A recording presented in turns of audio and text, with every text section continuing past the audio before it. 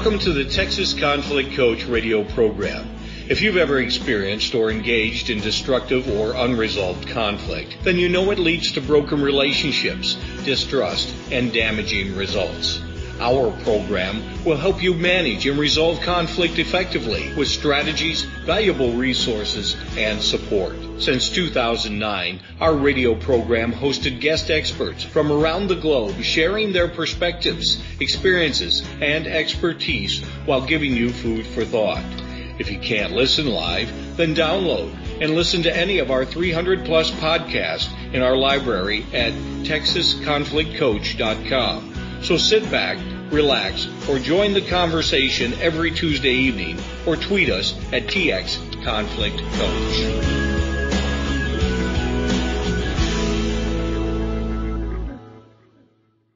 We often hear the term social justice, but what is it and why does it matter? In this world where there's increasing hostility towards difference, how can we be upstanders for social justice not only in the workplace, but also in our family and friendship networks? We dedicate this episode to a very important topic and in recognition of World Social Justice Day. I have with me all the way from Melbourne, Australia, Dr. Greg Curran to talk about how courage, curiosity, and connection changes communities and to explore what is your part in social justice. Dr. Greg Curran, who has awakened to the need for social justice in his primary school years, continues to be driven by it in his teaching today. He is an English language teacher, a lecturer in teacher education, a blogger, and podcaster. Greg's key teaching interests are digital storytelling, digital equity, and social justice. So welcome, Greg, to the program. I'm glad that you're joining us in February, so welcome all the way from Australia. G'day, Patty. It's great to be with you. I love that, the good day. I love that Australian accent that comes with that. That's right. Today we're actually talking in this episode about social justice, and you have a long personal story and journey in doing social justice work. What would you like our listeners to know about your story? Well, I guess my story with social justice started in school, and probably, my school years were probably the worst parts of my life. Because of the physical and verbal abuse that I experienced. And I guess that happened for a few different reasons. I guess the main one was that I wasn't seen as being, a proper boy, or I wasn't masculine enough. And I remember going through school like that and thinking, that, there was no hope, no future, for me. And even amongst, the teachers as well, very few teachers stood up for me. And I even had, the deputy principal who really sided with the bullies and basically blamed it on me because of the type of boy that I was. I guess that's the foundation of my, journey into social justice. And I guess since then, as a teacher, my students and their communities have really taught me a lot about social justice, whether it's things like, poverty, war, the effects of war, violence, racism, sexism, homophobia, even things like, we hear increasingly about today, mental health. They've taught me so much, about social justice, and I carry that, with me. And I guess when I step into a classroom now, I want all my students to know that, their lives, their experiences really matter and that they actually count for something. And I guess I also want them to know that there's power in their story, their personal story. And I think finally I want them to know that they can actually, make a difference in the world, in the issues that really matter to them, that they can do something. What a young experience to begin your life that way, and so many youth, so many people in the world have had. We all have stories, as you said, and they're very powerful in how they start that journey. And you had obviously very early experiences in your school years that have taken you where you are in the world of social justice. But you know what? Not everyone knows what actually is social justice. So when you say it, and it forms such a big part of who you are today and even how you teach and engage with people, how would you define it? What would you want our listeners to know about what that terminology means? Well, I think there's two aspects for me. Firstly, I think that social justice is about, recognizing that, many groups in our society experience disadvantage and experience discrimination, and then doing something about it. And the other aspect, I'd say, is that social justice is about recognizing that discrimination and disadvantage are often part of the structures and practices of our organisations. They're built into them.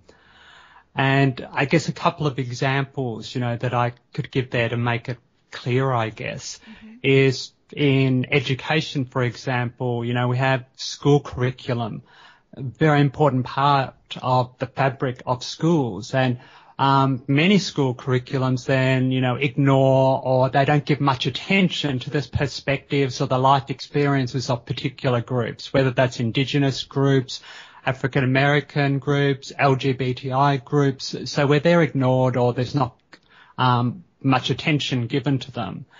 And I guess another aspect in terms of social justice, in terms of how it's built into the very fabric of our organisations, are laws or state or local laws that in the US, for example, forbid teachers from talking about gay, lesbian, bisexual, transgender or intersex issues in a positive way, or where they're even just banned from talking about, GLBTI people at all. And when you, just to make sure all our listeners know what that acronym is, what is LGBT? And you said I at the end? So LGBTI refers to lesbian, gay, bisexual, transgender, and intersex people. When you say intersex, because I think that's the first time I've actually heard that term. Usually it will be LGBTQ, like queer. Yes, I is different. Intersex means what?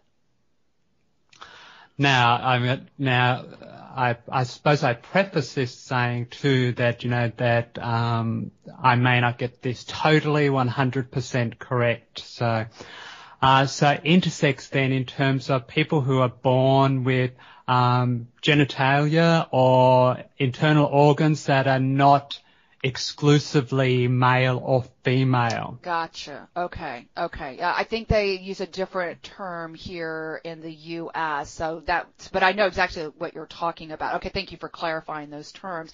So it's those two aspects, and I appreciate you really, solidifying or giving us a picture of what social justice means, in any kind of group that experience disadvantage or discrimination, and like you said, the structures and organizations, and that could be not even, you described the state and local laws, so there's a very big picture organization or something like a school or even a workplace, organization that could also be very much in that way. All right, thank you for giving a definition to that. So when someone is experiencing they're in the disempowered group, they're in the disadvantaged group, what are the signals that they see that says to them that we're not welcomed, that we're at a disadvantage? Okay, well, when you or your community is abused or put down, and then other people don't say something or they participate. So they refuse to do something about it, or they don't say, hang on, that's wrong. Come on, stop that. Or when you're bullied for who you are or who people perceive you to be, and teachers ignore it or they refuse to take action on it. Or when you don't see yourself or you don't see your worlds or your communities reflected in the books on the library shelves or in the posters on the walls, or I guess in terms of the materials that are used in the classroom, or maybe you don't see people like you employed in the school or the workplace like you. So so as part of that, and the thing about it is I think we think about the typical groups that might be disadvantaged or discriminated against, as you said, LGBT groups, African American groups. I'm sure in Australia that could be indigenous groups. It could be different groups there. But something you said earlier that seems to come up more often, and I don't know if Australia is affected by this, but we hear about refugees from all different countries that go in, and I would imagine they're a disadvantaged group or a discriminated group. Even when we had here in the United States, and this is several years ago, but it was a really big thing when we had Hurricane Katrina that destroyed Louisiana and New Orleans. It's probably something you even heard about, but people would often refer to them as refugees when in fact they weren't, but they were so disadvantaged and discriminated, and the social justice and the systems were not in place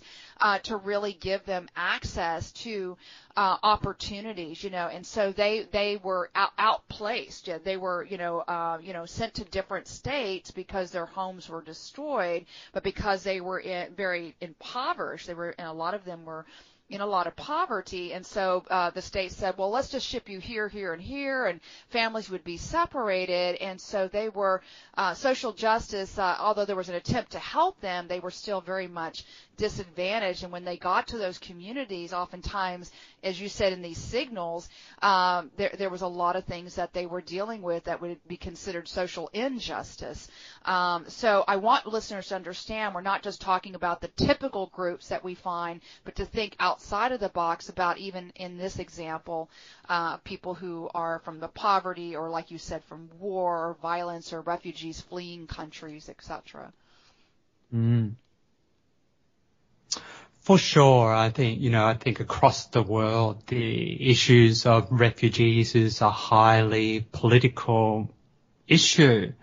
And I think people often forget that in making these issues political, that impacts on the lives of people. So I know in Australia, working as a teacher of, English language teacher, working with refugees, that then I see the results of, this highly political, negative put down of refugees and harsh talk about refugees from political leaders, where, students would come into class and be, talk about the abuse that they've, experienced on the street.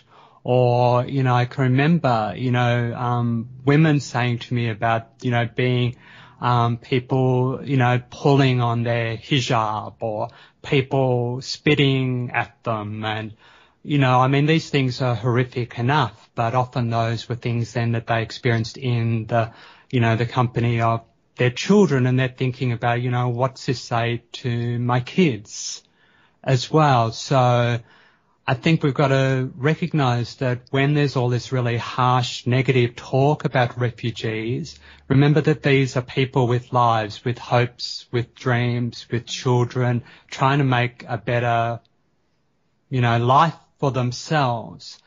And when we start spouting all this negative and hateful talk, that impacts on, people's lives, in a really, really dramatic way. Yeah, absolutely. What do one of the things you were saying in terms of signs and signals when, especially if you're in a group that is disadvantaged or that is on the receiving end, and you said people aren't doing anything about it, they're ignoring it, they're taking no action. what does one do when you're standing there and you're listening, for example, wherever you are, and you're in Melbourne, I believe it is, and you're hearing this political hatred, or you're hearing people ignore something happening in the classroom when you know that child is hurting, and you know that child is a human being who's loved, who has their story. What do you do when you hear that? Or you see people are not taking action, if you're doing social justice, or and I don't know if the term is doing social justice or that you're being socially just, and maybe you can educate us a little bit about that, but what does one do when they are witnessing that? Well, you've got to stand up and speak up when, hateful or hurtful things, are said or are done. And I know that can be particularly, can be scary, can be hard to do. Sometimes it might be, if it's in the workplace, maybe you may not do it straight, but you might then talk to that person afterwards, one-to-one, have a conversation about it and say, look, I don't agree with this, I don't think it's okay to speak like that.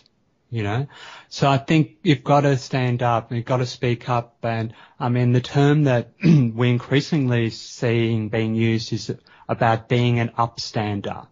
Being an upstander, speaking up, standing up, rather than being a bystander. And, I can only say, from my own personal experience that too many adults in my life were bystanders. They walked past or they participated in the abuse. Okay. My life would have been very different if the adults in my life had stood up and spoke up about, what I was going through and what was happening to me. And it's the same for refugees. It's the same for many, many different groups. Too many people are standing back and being silent. And when you are silent, you are being complicit. You're part of it. You're part of the injustice. You're not doing something about it. I think the other thing, I guess if we're talking about, what does it mean then to be more socially just or to be an upstander, things that you can do then is just to get more, self-aware. Start thinking, whenever you start to think, really negatively about a group, or you're seeing something on the news that's a real sort of, anti-refugee or whatever, and it's, firing you up in terms, you're agreeing with and what have you, start to check in on yourself. Check in, is it true what they're saying? Do a bit of research, talk to people, find out, what it's like to be a person from that group. Educate yourself. You might find that what you're hearing isn't actually true. And you might find that what's being stirred up with you is something about your own issues as well. Maybe it's something that you have to work on yourself. But don't just go with the flow in terms of with the negativity. Check into it. And I guess another thing you can do there is, get to know those people who are, are different to you. Get to know about their hopes and dreams, and the way that they think. And if they think differently to you, why do they think differently to you? I often say to the students in my class, it's a, really diverse class, different backgrounds, different beliefs, different attitudes. And I say, look, we don't have to agree with each other, okay? But we do need to just respect each other and respect each other as people with hopes and dreams and, for the future. I'm so glad that you said that. And, because part of me was like, okay, what does it mean to be, because remember I was asking, is it doing social justice or is it being socially just? And it's really about engaging in a more socially just way. And those are the things you were just describing, I think so many people, and I've been at fault at this too. I think everyone is. You see something on the internet, or something comes through your Facebook or your social media, or you hear something on the ticker tape, or you read something on the ticker tape on the TV, and you're like, and you just automatically assume it's true. And oftentimes that is not the case, because, stories are made up, or people are gossiping, or assumptions are made. And so I'm so glad that you're bringing that awareness, is check that, is this actually true? Is this something we need to understand and research? Did we do our homework, if you will? We graduate from high school or from school doesn't mean our homework ends. As adults, we need to do our homework as well and educate ourselves. But one other thing you brought up is those negative judgments, those negative thoughts that we make might very much tie into a trigger that we have, and I think that might be part of that self-awareness. At least that's what I was picking up from you. Is there anything, did I pick up that right, or is there something else you wanted to say about that around triggers? No, I think you're right on there. I think that sometimes these things do trigger us. They make us think about something, or take us back to a particular time in our life. And I guess it's to say, well, that's okay to know that and to notice it, but you don't have to automatically go with it, inquire into it. Yeah. Okay, very good. So sorry, Patty, I guess the other thing I was just thinking as you were talking too is that sometimes we think when it's about, acting for social justice, that it has to be a big and bold and out there thing, and people think, I can't do that. I'm, a quiet person, or I don't want to be really out there.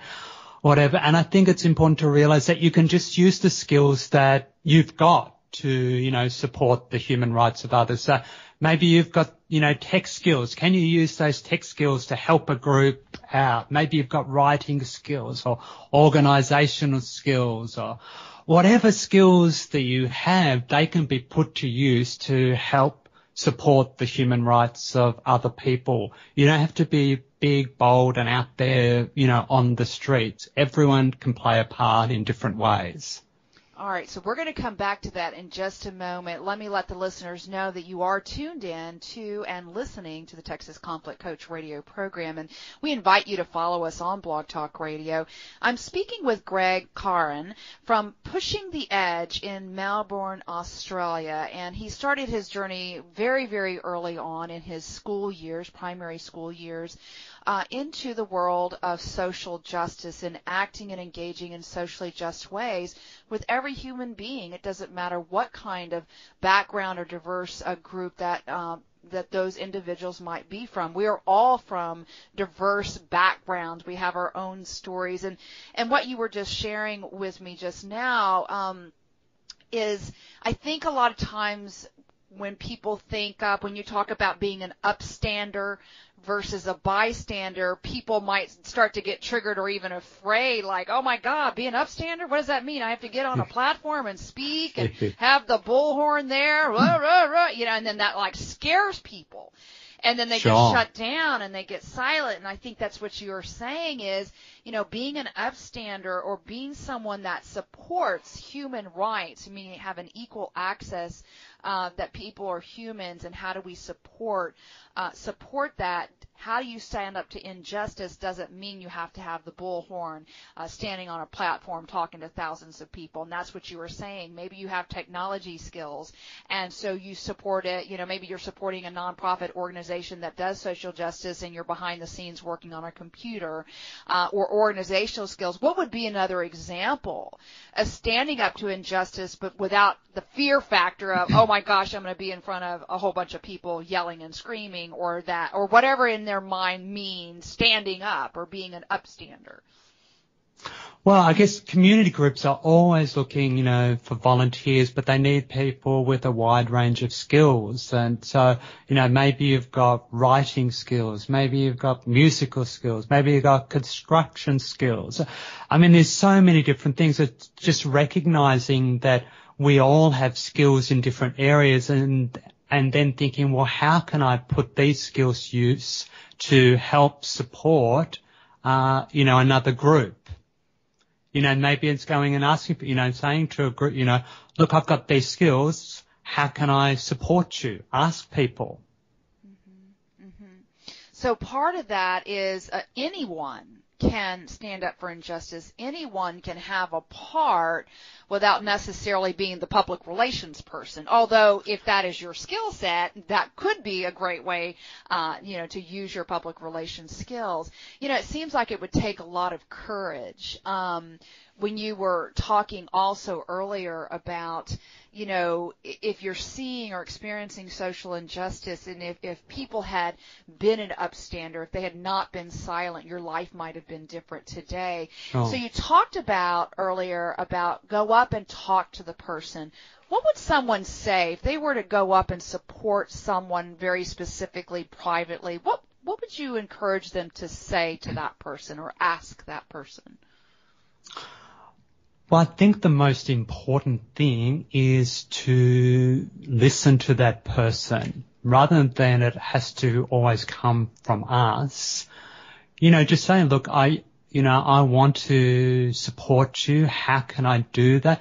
Listen to them, let them, lead the way. Sometimes I think we sometimes assume that it has to be us pushing the way forward, but sometimes it's about stepping back and actually listening to the experiences of others and letting them lead the way, share what they feel comfortable sharing, letting them, say how they think that you can better support them or their community. It's not about us sort of pushing in and taking charge. It's about letting communities speak for themselves and say what's going to be helpful and supportive to themselves. Mm. And I guess Patty, the other thing to say is too that some of these things too, it's about, conversations with your friends, with your family. Change doesn't just happen on, grand scale. It's about the everyday interactions and the conversations and telling someone, oh, did you read this article? Did you see this thing on the news? Or why don't you watch and let's have a chat about it. So it's those little things that are just those everyday sort of human interactions that help shift, hearts and minds of people and pave the way for justice. And we all play a role in that, don't we? For sure. I mean, this is the thing, social justice isn't just once a week. This can happen, in your everyday exchanges and your conversations with people. I think sometimes that takes courage too, even within, families, because when you're not that you're making grand shifts and changes, but being able to have those human interactions, by being able to have deeper conversations, not for debate, but just awareness building and, like you said, what do you think about this? And getting people to check those assumptions in those conversations. And yet sometimes if it's a hot topic or a taboo topic, and right now we have a lot of that going in the United States because tomorrow's our inauguration of the new president coming on board. And so certainly there have been a lot of these talks about social injustice for a lot of different groups in the United States. And so I know that that's caused a lot of conflict for families and friends, and maybe that's a good thing, because maybe we need that to stir people up to really have those conversations, and yet it still takes some courage to do that. So I'm glad to hear that you're encouraging people and listeners, to have those conversations with your family and friends. Be open and willing to hear and understand. And I really loved what you said about taking that step back, letting them lead the way, whoever them is, let them tell you what it is that they need, and really listen, and great advice. And of course, certainly some of you are going to be listeners, great advocates, great activists, in standing up for injustice. We see that all the time, not just with individuals, but certainly nonprofit organizations. All right, Greg, thank you so much, because this has been really very educational even for me. We've never done a topic on social justice particularly, and you're such a huge advocate. I mean, your website's great in terms of the resources that are out there pushing from the edge. So as we go into our closing now, how do people find out about you, the work you do, and also you have so much out there to offer. What do you want listeners to know about any events, books, blogs, videos, etc.? Go for it. We want them to know all about you. Okay, well, my website is pushingtheedge.org, and you can find me on Twitter at Greg B. Curran, which is spelled Curran. So that's at Greg B. Curran on Twitter. And you can also find me in iTunes or in your podcast. If you listen to podcasts, just look for Pushing the Edge with Greg Curran. So anything that you would like listeners to really learn from you at this point outside of what we've just talked about today? Well, I guess in terms of resources, then a great organisation is called the Safe Schools Coalition, and they're in Australia. And they do lots of great work for educators in terms of making schools safe for LGBTI young people. In the US, there's another great organisation called GLSEN, GLYSEN, and they're another for GLBTI people. There's also Educolor, so a US-based organisation that's looking at issues of colour in education and looking at justice for African American, Latino, Indigenous people in schools, and lots of great teaching ideas, resource ideas, and things just to get you thinking. And I guess one final thing would be tolerance.org is a teacher-focused organisation that has lots of practical tips and advice for educators in terms of how to educate around social justice and how to deal with tricky issues or sometimes controversial issues in schools. Okay, those are wonderful resources, and we'll make sure to also get that up on your program page as well. So listeners are very familiar with our guests giving assignment for the weeks or a call to action, so that once they finish listening to the podcast here, they're really motivated to take that next step. So what do you have for our listeners tonight? Okay, I have 3 steps for all of you. So here's the first one. Firstly, get to know about people and communities that are different or unfamiliar to you. So talk to them, read and watch materials created by people who are different from you. Secondly, be an amplifier for social justice. And by that I mean share articles that you read, videos you watch, or things you see in an art gallery. Tell people about all these things that you're, seeing or watching or viewing. Share those things. Often it can be hard if you're from, minority communities to get the word out and share these things. So help share these things. Tell your friends about them. And finally, and I guess really crucially, be an upstander for social justice. So speak up, take action whenever people or communities, are targeted with abuse or with discriminatory laws. Play your part and help pave the way for social justice for everyone. Wonderful steps. Okay, fabulous. Thank you so much, Greg, for educating our listening audience around the world about social justice and what we can do and playing our part. Thank you very much. No worries, Patty. It's been a pleasure, and thanks so much for the opportunity. I really appreciate it. Thank you for listening to the Texas Conflict Coach. We hope you've enjoyed the program.